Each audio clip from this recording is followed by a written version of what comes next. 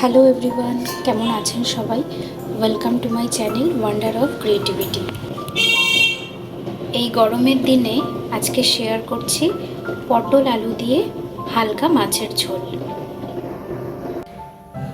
আমি এখানে 3 পিস রুই মাছ নিয়েছি।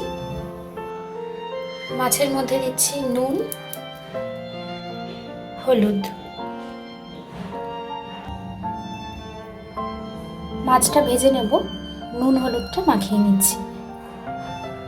তেলটা ভালো করে গরম করে মাছগুলো ছেড়ে দিচ্ছি।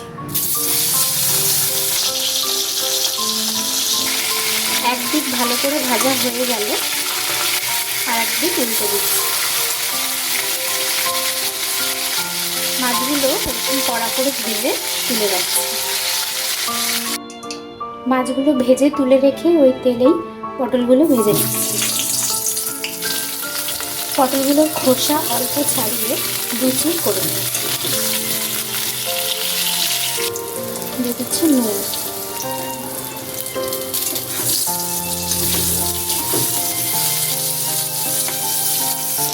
এবার দিচ্ছি হলুদ।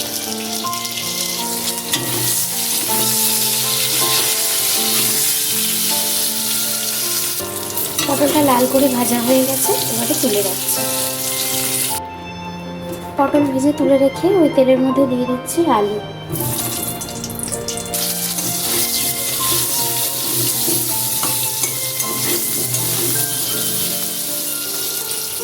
আলুতে দিচ্ছি নুন, আলুটাও লম্বা করে কেটে নিয়েছি। এবার দিচ্ছি হলুদ।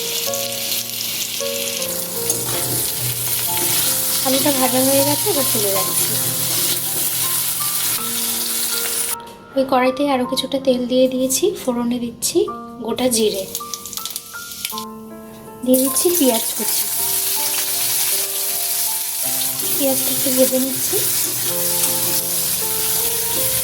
পেঁয়াজ ভাজা হয়ে এলে দিয়ে দিচ্ছি টমেটো কুচি। একটা ছোট সাইজের টমেটো, হাফ টমেটো নিয়েছি। টমেটোটা পেঁয়াজের সাথে একটু ভেজে নিই। দিয়ে দিচ্ছি আদা আর রসুন বাটা। আমি 3 কোয়া রসুন নিয়েছি আর অল্প আদা নিয়েছি, নিয়ে একসাথে বেটে নিয়েছি। দিচ্ছি হাফ চামচ নুন,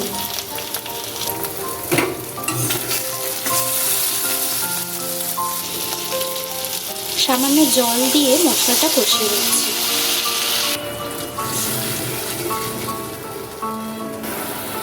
দিয়ে দিচ্ছি গোটা জিরে আর কাঁচা লঙ্কা বাটা।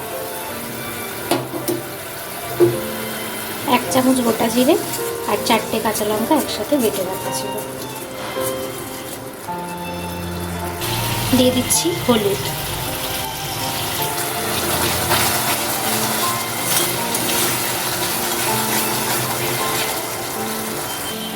দিচ্ছি হাফ চামচ শুকনো লঙ্কার গুঁড়ো।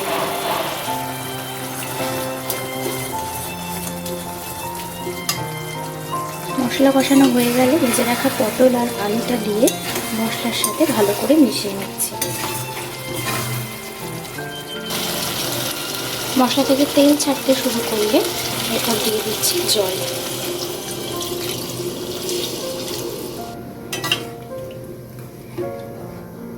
জল দিয়ে ঢাকা দিয়ে দেব যাতে আলুটা সিদ্ধ হয়ে যায়। 5 মিনিট পর ঢাকনা খুলে দিয়ে দিচ্ছি সামান্য পরিমাণে চিনি। চিনি দিয়ে আবার ঢাকা দিয়ে দেবো। আলু সিদ্ধ হয়ে গেছে, এবার মাছগুলো দিয়ে দিচ্ছি।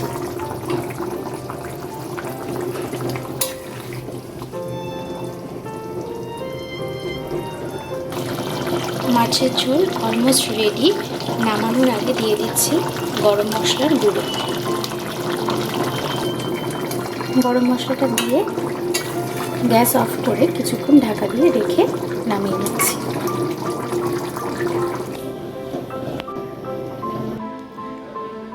কেমন লাগলো ভিডিওটা কমেন্টসে জানাবেন। ভালো লাগলে একটা লাইক করে সবার সাথে শেয়ার করে দেবেন আর চ্যানেলটা সাবস্ক্রাইব করে দেবেন। সবাই ভালো থাকবেন, সুস্থ থাকবেন।